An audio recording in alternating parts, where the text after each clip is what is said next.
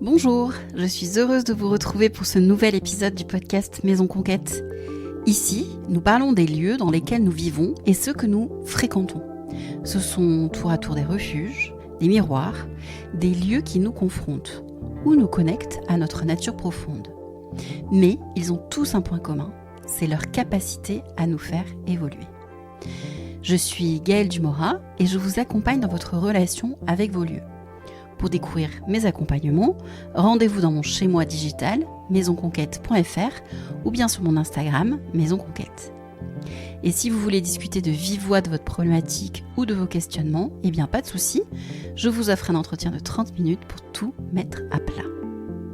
Alors c'est parti pour ce nouvel épisode où je reçois Mégane Rouault de M l'Agence.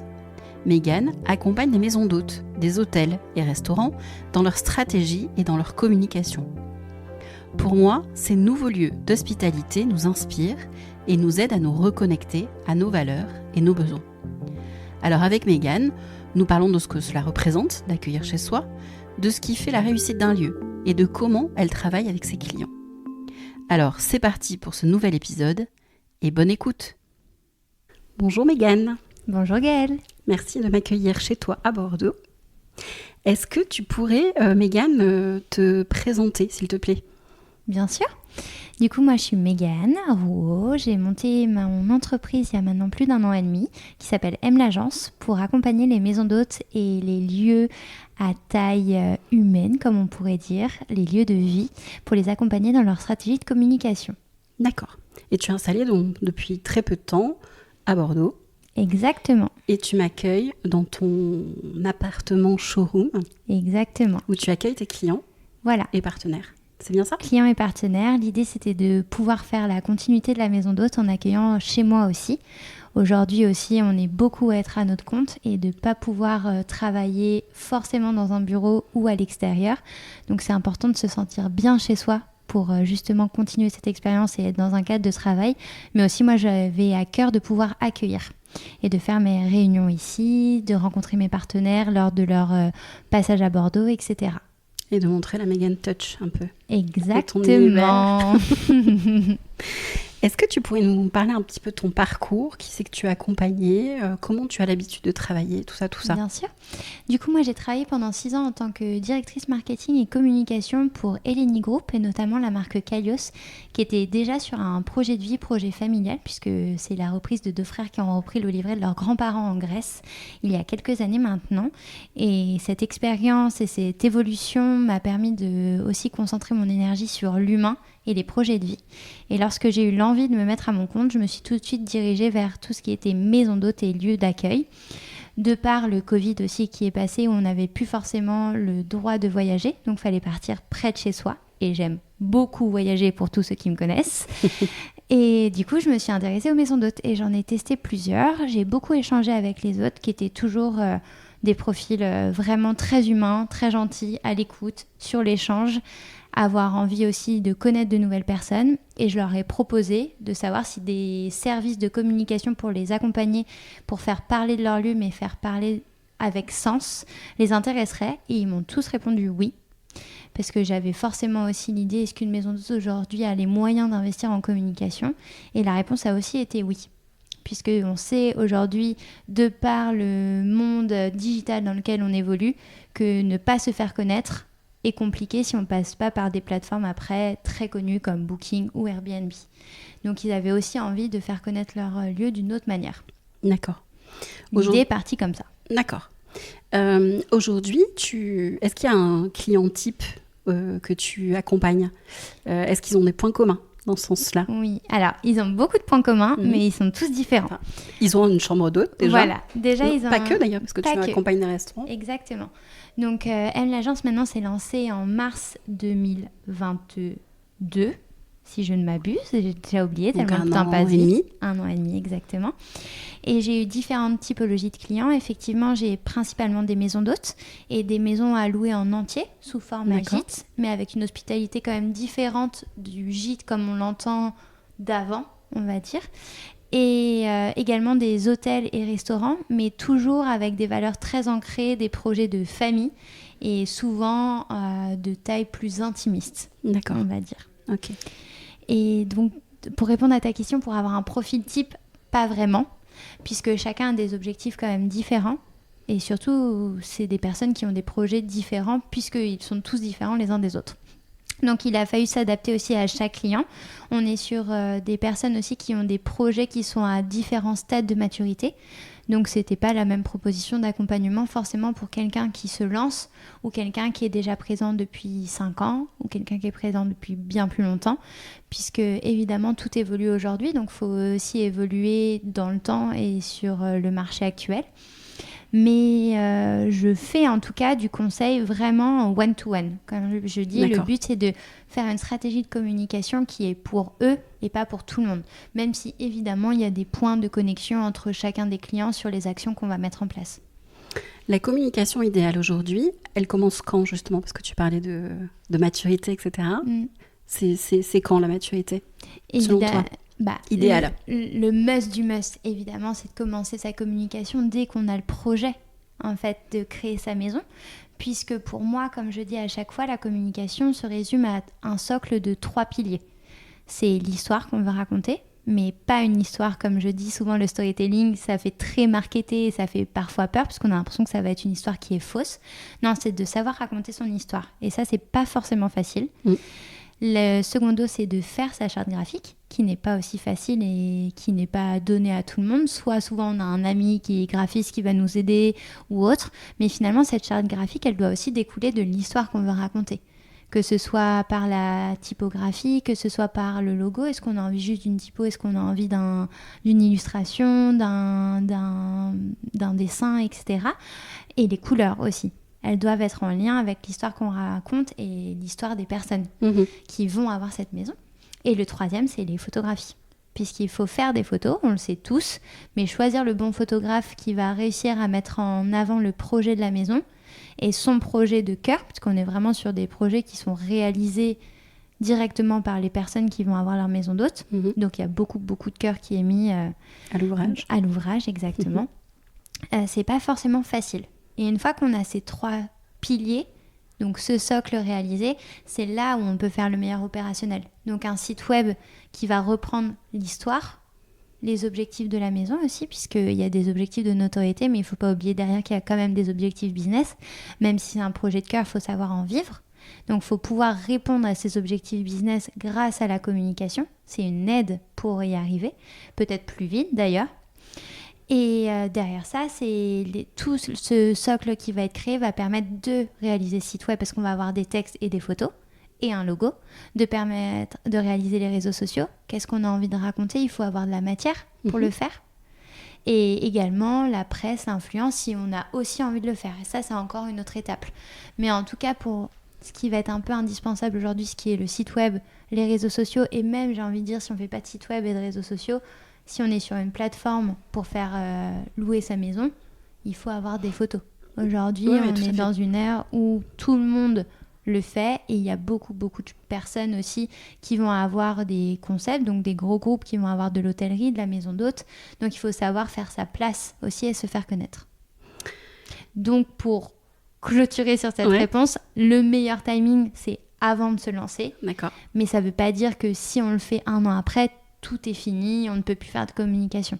Oui, tu adaptes à ce moment-là, évidemment, en fonction de ton client et de l'avancement du projet. Et s'il y a une actualité aussi. Ouais. Parfois, les actualités peuvent permettre de relancer une communication. Oui, carrément. Actualité du genre création de nouvelles chambres, d'un nouvel espace, exactement. Ce genre de choses. Je prends en exemple Maison Le Détour. Typiquement, on a fait tout le lancement et juste avant que Pauline ouvre, Pauline et Paul. Et là, on a eu une actualité avec eux, c'est-à-dire qu'ils ont créé un bassin 1 an après. Oui. Puisqu'il a fait très chaud l'été d'avant, il a fait très chaud cet été. Donc, c'était le manque qu'ils avaient au sein de leur maison. Et ça, c'était une réelle actualité.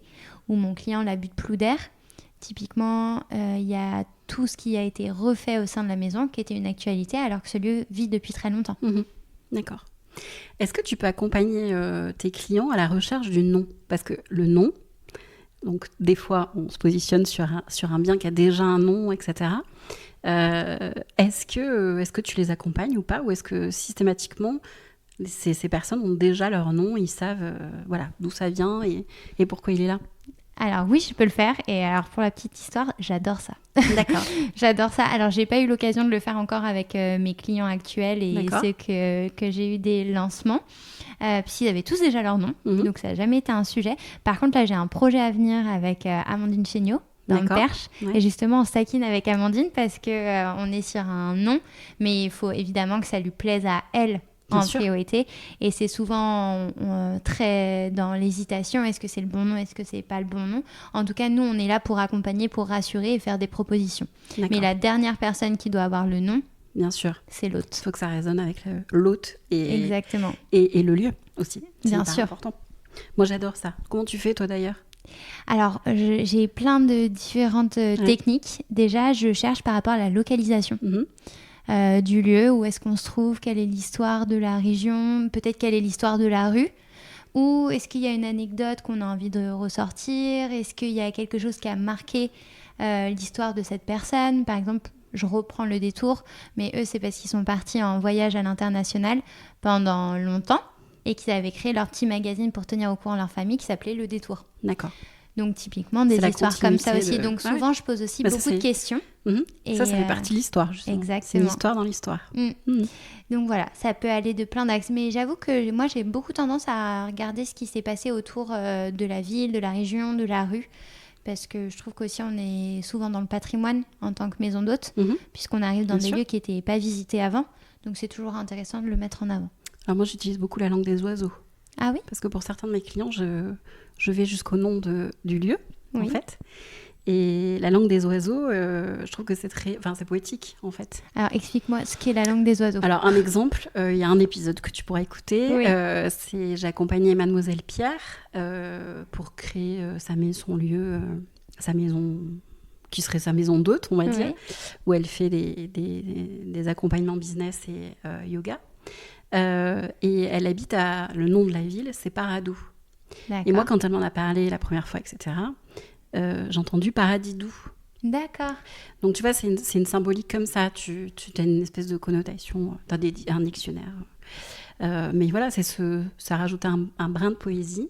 Et du coup, c'est Paradidou. D'accord. C'est très beau, ça. Voilà. Donc, ok. Donc, c'est pour ça que je te posais la question, parce que je trouve que c'est... déjà, c'est la carte d'identité, en fait, de ce lieu, quelque part, ce nom. Donc, c'est important. Tu me disais tout à l'heure, un mot que j'adore, moi, c'est l'hospitalité. C'est quoi pour toi l'hospitalité? Ou pour tes clients aussi? Ou peut-être les deux, parce que vous avez peut-être des définitions un peu différentes. Bien sûr. Je pense que l'hospitalité, elle est très en lien avec les personnes qui vont accueillir. Donc, parce qu'on accueille chez soi. Donc, ça doit nous ressembler. On doit accueillir comme on aimerait accueillir sa famille, ses amis. Donc l'hospitalité au sens large, c'est le sens de l'accueil selon nous. Moi, par exemple, ici, je t'ai accueilli comme je suis. Je suis en short en jean, je ne suis pas maquillée. Mais chez moi, c'est tout doux, c'est tout solaire, etc. Et ça me ressemble. Je vais mettre de l'intention sur le savon, sur les serviettes, sur que ce soit bien rangé parce que je suis très maniaque. Donc, je fais attention à ça, mais c'est mon hospitalité à moi. Donc, je pense que c'est savoir accueillir comme on aimerait être accueilli. Est-ce que tes clients peuvent avoir une autre définition selon toi? Pas forcément, parce que je pense que c'est très naturel. Déjà, quand on a envie de créer sa maison d'hôte ou son lieu, c'est qu'on a envie d'accueillir. Donc, on a tendance à aimer les gens. Alors, est-ce que tu crois que c'est l'intention de la majorité? En tout cas, de tous mes clients, oui. Alors, je te pose cette question parce que moi aussi, j'aime bien aller dans des chambres d'hôtes et découvrir ces histoires d'humains et de lieux croisés. Parfois, tu sens que c'est pas la raison principale. Ça va être une raison financière, en fait. D'optimiser il y a de l'espace, etc. Donc, en gros, j'ai besoin d'argent. Donc, et ça, c'est un peu dommage, en fait. Parce que je pense qu'on perd la philosophie, justement, de la chambre d'hôte, où, effectivement, une histoire se raconte, un lien se crée avec l'hôte. Et Et voilà, mais je pense qu'il y a ces deux... Enfin, c'est très certainement pas tes clients, du coup. Oui, voilà, c'est ce que j'allais te dire. Mais... J'ai abandonné cette partie concept, justement, pour retourner à de l'humain. Donc, moi, c'est vraiment des projets de vie. Et finalement, qui te font pas gagner tant d'argent. Hein. C'est vraiment des projets de vie et quelque chose qui a toujours été un rêve, un projet de cœur. Donc, non, c'est vraiment pas... Ce sont des gens qui avaient ce projet, qui ont toujours eu ce projet-là ? Ou ça s'est fait avec le fil du temps et, par exemple, Pauline pour le détour ? Alors, Pauline, oui, ça a vraiment été parce qu'ils ont découvert des lieux à l'étranger, en fait. D'accord. Et eux, c'était plutôt partie de la forêt comestible. Ils ont beaucoup aimé ça. Alors, ils vont peut-être me tuer, mais je sais plus si c'est en Australie ou en Nouvelle-Zélande. Mais un des deux. Quelque part dans le monde. Voilà, quelque part dans le monde. Et ils avaient plus envie de faire une forêt comestible, comme ils l'ont vu là-bas. Et finalement, la maison plus le développement de la forêt a été un projet qui est venu à eux. Mais j'en parlais avec mes nouveaux clients qui sont d'Ouarenne, qui sont dans le Finistère. Eux, c'était de par leur voyage. Un jour, ils se sont dit, comme ils adoraient tester des maisons d'hôtes, un jour, on aura la nôtre. D'accord. Il y en a beaucoup aussi, c'est ça. Ou Marine Dumoulin. Avec Lucas, typiquement, ils avaient envie d'avoir leur maison de campagne. Et ils se sont dit, c'est dommage, on va avoir une maison qui est magnifique, mais peut y être. Oui. Donc, on pourrait aussi faire bénéficier de ce temps à d'autres personnes pour que la maison vive, puisqu'une maison de campagne qui ne vit pas, moi, pour en avoir une de famille, il y a des problématiques de bâti. Et typiquement, eux, c'était pour ça. Donc, toutes les histoires sont différentes. Oui, à chaque fois, c'est des humains différents. Donc, exactement. La maison Maroc, c'était ces deux amis qui avaient eu envie d'avoir une maison de campagne également pour voir grandir leurs enfants, partir en week-end entre amis, etc. Et idem, passion pour tout ce qui va être artistique pour une des filles, donc envie de faire des résidences d'artistes. Pour l'autre, événementiel, donc d'accueillir peut-être des mariages. C'est vraiment des histoires de vie, en fait. Oui, qui se tissent au fur et à mesure, quoi. Exactement. Je trouve, c'est ma vision, qu'il y a de plus en plus de chambres d'hôtes. C'est des vrais projets de vie qui se développent de plus en plus. Est-ce que tu as les mêmes sensations aujourd'hui et comment tu l'expliques ? Alors, tout à fait. Je suis au-delà d'avoir la sensation de... c'est factuel. C'est factuel, c'est-à-dire que je vois de plus en plus de maisons se créer un compte Instagram ou nous contacter, Gabriel et moi, sur M l'agence.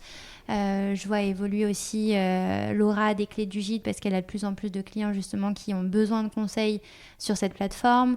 Et il y a une vraie mouvance, en tout cas de la maison d'hôte. Je pense que c'est un peu comme l'effet de la céramique, l'effet de l'ébéniste. Après Covid, il y a quand même eu l'envie d'avoir un métier et d'avoir quelque chose qui fait du sens. Et la maison d'hôte, c'est vrai, quand on aime ça, avoir un lieu qui va être à la campagne, être un peu retiré de Paris ou des grandes villes, c'est de pouvoir aussi accueillir. Et la maison d'hôte, c'est vrai que c'est alléchant, c'est attirant. Est-ce que ça va être pérenne ? Je ne sais pas, parce qu'il faut le faire. C'est pas un métier facile, c'est très sexy sur le papier. Faut le gérer au quotidien. Mais vraiment, j'insiste sur ça. C'est comme beaucoup de métiers. C'est pour ça que je reprends la céramique et toute la partie ébéniste, parce qu'il y en a beaucoup qui en ont rêvé. Et quand on met les mains dedans, c'est pas le même métier. Donc, je pense vraiment qu'il y a un effet, entre guillemets, de mode et d'envie qu'on voit de plus en plus.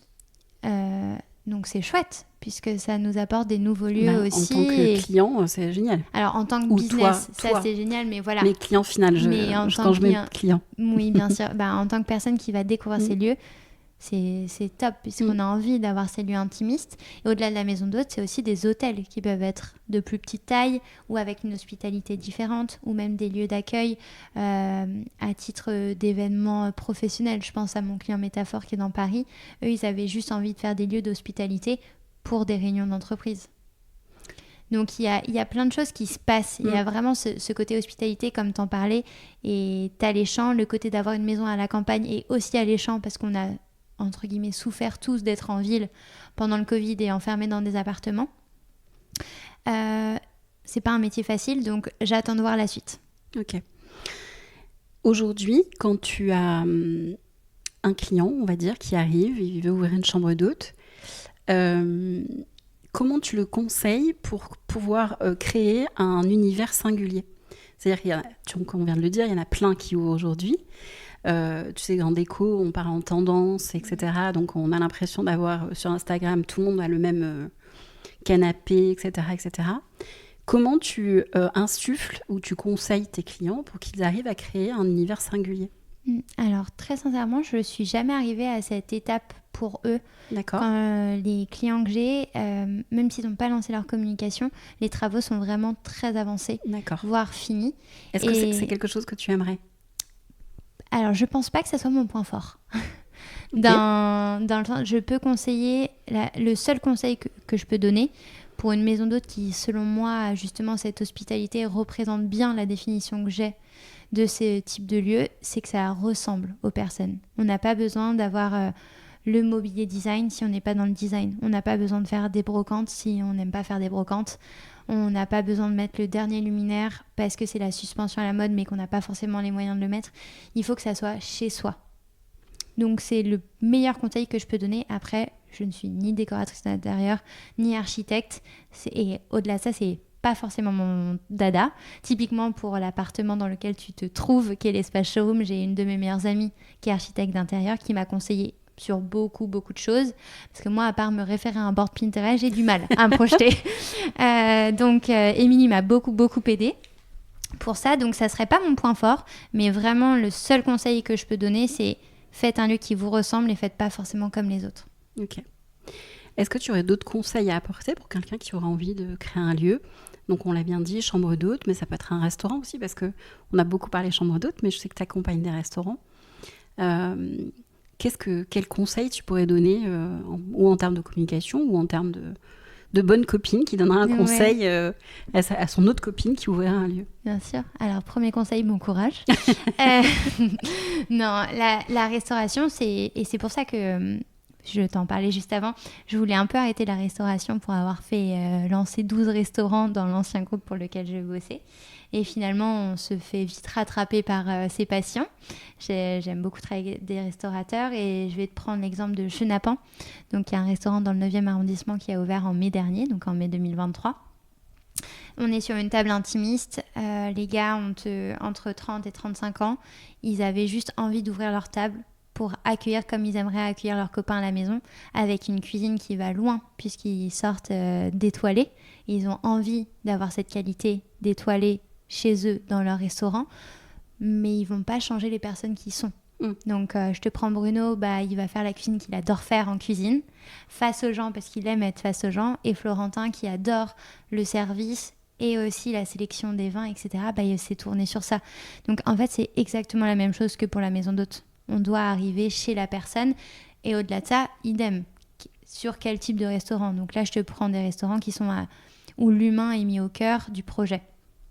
Un restaurant qui a un concept comme un lieu qui va ouvrir, je sais pas, je vais prendre Big Mama typiquement, c'est pas la même chose. Ils ont fait un travail qui est selon moi incroyable. Donc vraiment félicitations à eux, mais on n'est pas du tout sur la même typologie de restaurant. Donc forcément, je donnerai pas les mêmes conseils. Mais pour mes clients restaurateurs où c'est des projets de cœur et des projets de vie, je dirais exactement la même chose qu'aux maisons d'hôtes. Faites-le comme si vous accueillez chez vous. Tu as des clients d'ailleurs, si on allie tes deux clients types, on va dire, c'est la chambre d'hôte et le restaurant. Oui. Tu as des tables d'hôtes aussi ? Alors, beaucoup font table d'hôte. Dans mes clients, il y a Maison Belle Amant qui vient de nous rejoindre dans l'aventure, que l'on accompagne à partir de ce mois-ci, qui est à côté de Toulouse. Eux, ils font table d'hôte. D'accord. Typiquement, c'est un choix qui est proposé. Après, souvent les maisons d'hôtes font les petits déjeuners. Les tables d'hôtes, c'est vraiment selon l'envie qu'ils ont aussi de mettre... c'est un autre métier là aussi. C'est un autre métier. Et puis, c'est une autre passion. Oui. On peut savoir accueillir et pas savoir faire à manger. Tout ça à fait. arrive, même si c'est rare chez eux, parce qu'il y a dans le côté hospitalité, nous, on est en France, la gastronomie, c'est très important. Et manger, c'est les moments conviviaux. Donc non, j'essaye de réfléchir, mais qui le propose automatiquement, c'est vraiment le seul à date. Sinon, tu as des petits déjeuners ou des paniers repas ou des planches qui sont proposées. Mais la table d'hôte en soi, à part Maison Belle Amant, j'ai pas autour de moi. Mais je sais qu'il y en a beaucoup qui le font. Oui, tout à fait. Mais c'était pour voir quelle approche tu avais par rapport à ça et le retour que tu avais tes clients. Si on aime, faut le faire. Ouais, ok. Quelqu'un qui a un projet de chambre d'hôte aujourd'hui, mais qui est mobile, il vit à Paris, et il se dit j'ai envie d'ouvrir une chambre d'hôte, mais je ne sais pas où. Tu sais où il faut ouvrir aujourd'hui ?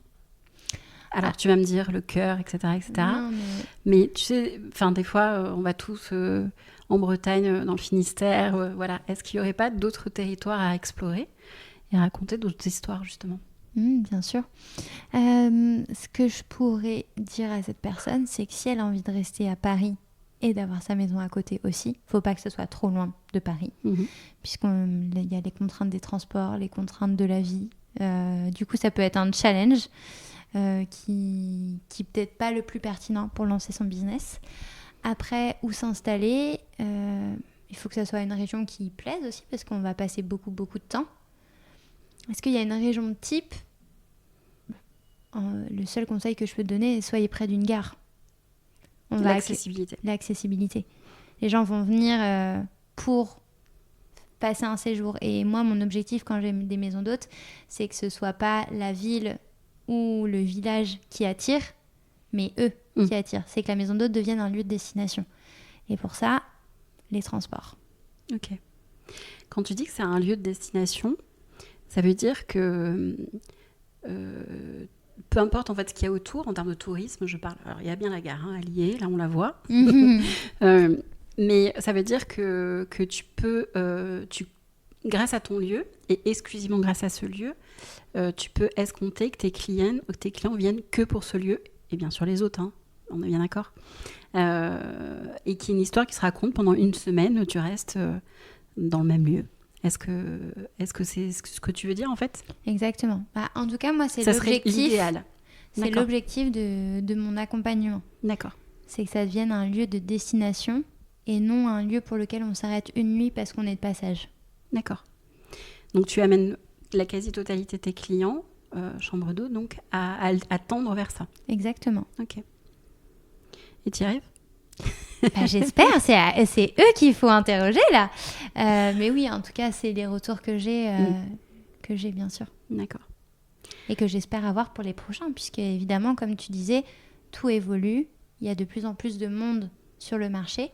Donc aujourd'hui, c'est comme ça que ça se passe. Demain, ça sera autrement. Ah ouais. Est-ce que d'ailleurs, tu as vu des tendances dans ce secteur d'activité, soit restauration ou chambre d'hôte, qui arrivent petit à petit, des petits bruits, des petites choses différentes, les services dans la restauration, très sincèrement, j'ai vraiment vu ce retour on a été pas envahi, mais en tout cas à Paris, puisque je suis parisienne de base, il y a eu beaucoup de concepts de restaurants. Moi, la première avec les personnes pour qui je travaillais avant, on a fait des restaurants grecs, on a fait des restaurants par thématique, même si c'était ancré dans l'histoire, bien évidemment. On en a vu beaucoup, des Italiens, des restaurants grecs, les concepts festifs, etc. Là, il y a une vraie tendance de restauration pour les chefs à revenir en cuisine, être dans leur lieu, avoir des lieux peut-être plus intimistes, mais pour faire leur cuisine, et retourner à ce côté très hospitalité, très humain. Authentique. L'authenticité. Exactement. En tout cas, en restauration, je l'ai vraiment vu. Et puis aussi, de par ce qui se passe dans le monde. En fait, un chef, aujourd'hui, se doit d'être un exemple pour les autres. Oui, bien sûr. Pour savoir comment bien manger. Et aujourd'hui, ce qu'on mange a un réel impact. Donc, c'est un rôle qu'ils ont à mener. D'accord. Et pour en avoir parlé beaucoup, notamment avec Christophe Haribert qui a Maison Haribert, donc autant le restaurant 2 étoiles que le lieu pour dormir. Donc les chambres d'hôtes, c'est leur rôle, c'est leur mission aujourd'hui. Et pour ça, il faut être en cuisine. Oui, bien sûr. Donc on l'a vraiment vu. Mais c'est normal, c'est des vagues. Il y a eu beaucoup Oui, mais c'est une vague positive. Là, c'est une vague positive. C'est un retour au sens. Exactement. Voilà, on est plus dans l'authenticité, dans mettre les mains dans le cambouis, entre guillemets. Mais c'est pour ça que le Covid a apporté beaucoup de malheur, évidemment. Oui, bien sûr. Mais beaucoup de bien aussi sur d'autres secteurs. Et non pas qu'il ne faut pas continuer d'ouvrir des restaurants tout peut perdurer. En concept, etc. Je redisais Big Mama ou Kalios, pour qui je travaillais avec les restaurants Yaya, le sourcing des produits déjà. Rien que ça, c'est important. Donc il faut savoir mettre son énergie au bon endroit Ouais, et travailler avec sens. Mais en tout cas, en gastronomie, on voit vraiment ce côté je retourne dans mon restaurant et j'ouvre ma table. D'accord. Vous le verrez bientôt avec Amandine Chéniaud. Et du côté des chambres d'hôtes, est-ce que tu vois d'autres choses qui pourraient arriver? Et là, c'est plus peut-être une petite crainte. Et comme tu le disais très bien, c'est au vu de l'essor et de la montée de la chambre d'hôtes que des personnes qui aient un peu plus d'argent, un peu plus de moyens, soient plus investisseurs en face des lieux d'accueil, mais que businessment parlant. Ouais, et qu'on perd l'humain. Exactement. Il y a certains hôtels à Paris, c'est le cas déjà, non? Alors pareil, les coordonnées les moins bien chaussées, j'habite à Paris, donc je vais pas dormir à l'hôtel à Paris. C'est pas faux. Enfin, j'habitais à Paris. Tu pourrais. Mais exactement. Et j'ai pas l'impression... L'hospitalité revient en hôtellerie forcément, et notamment à Paris, mais j'ai envie de te dire, les plus gros doivent s'y mettre aussi. C'est-à-dire que les palaces, les plus connus, le Ritz, etc., eux aussi doivent rappeler une clientèle qui a des nouvelles valeurs. Donc tout le monde doit s'y mettre. Mais je ne l'ai pas ressenti, en tout cas moi, mais je te dis, je serais la mauvaise personne parce que je n'ai pas testé à Paris. Oui, bien sûr. Est-ce qu'il y a une actualité pour M l'agence, à part le lancement du showroom à Bordeaux? Déjà, la grosse actualité, c'était aussi, en tant qu'entrepreneur, se dire est-ce que je dois être à Paris ou pas. Je pense qu'on est beaucoup à se poser la question, puisque beaucoup de choses, qu'on le veuille ou non, se passent à la capitale. J'ai la chance de pouvoir garder mon appartement à Paris et d'avoir celui de Bordeaux et switcher un peu entre les deux sur un temps qui va être imparti, évidemment. Donc c'était quand même la grosse actu de venir à Bordeaux et de monter son showroom et de pouvoir aussi accueillir à Bordeaux, puisque l'idée c'était d'accueillir chez moi, de faire les rendez-vous aussi ici, etc. Bon écoute, ça fait 1 semaine qu'on l'a lancé, on a eu Lisa Lou et Guillaume de Mamie Boud, on t'a eu, évidemment toi Gaëlle, on a eu Marine Bureaucois, la photographe, donc déjà en quelques jours c'est que ça bouge, donc tu te sens pas isolée. Je me sens pas du tout isolée. Donc ça c'est chouette, et ça n'empêche qu'on garde un pied à Paris, parce que mon conjoint et moi on a besoin d'être à Paris de temps en temps. Et donc ça c'était l'actu. Et que te dire d'autre, à part qu'on a de chouettes clients qu'on va faire découvrir. On a 3 nouveaux clients, donc Douarenne, dont j'ai parlé au début de l'épisode, qui est en Bretagne, dans le Finistère. Il y a le Val-Gaudry qui est dans le Perche, et tu as Maison Mélamant, dont j'ai parlé également, qui se trouve à côté de Toulouse, à une demi-heure de Toulouse. D'accord. Donc voilà, c'est nos nouveaux clients. Il va falloir suivre l'actualité. Et aussi, ça peut être intéressant pour vous. Ça va être un plaisir de suivre l'actualité. Oui. Et surtout, je vous conseille de regarder maintenant, peut-être l'avant-après. Ça peut être intéressant. Ok. Si on veut te retrouver sur les internets, n'est-ce pas? Oui. Où est-ce qu'on te trouve? Alors, il y a le site web, donc mlagence.com, et il y a également le compte Instagram mlagence. Ok, super. Merci à toi, Mégane, pour tout ça. Merci à toi, Gaëlle. C'était un très bon moment. À très bientôt. J'espère que cet épisode avec Mégane Rouault de M l'agence vous aura donné envie de découvrir son univers et celui de ses clients. Vous retrouverez tous les renseignements concernant Mégane dans les notes de l'épisode. Et si vous avez des questions concernant mes accompagnements, eh bien surtout, n'hésitez pas à me contacter sur Instagram ou par mail à bonjour@maisonconquête.fr. En attendant, si cet épisode vous a plu, eh bien faites-le savoir en lui mettant une note 5 étoiles ou en le partageant sur vos réseaux sociaux. C'est le seul moyen pour donner de l'envol à ce podcast entièrement auto-édité. Alors merci de votre aide et à très bientôt.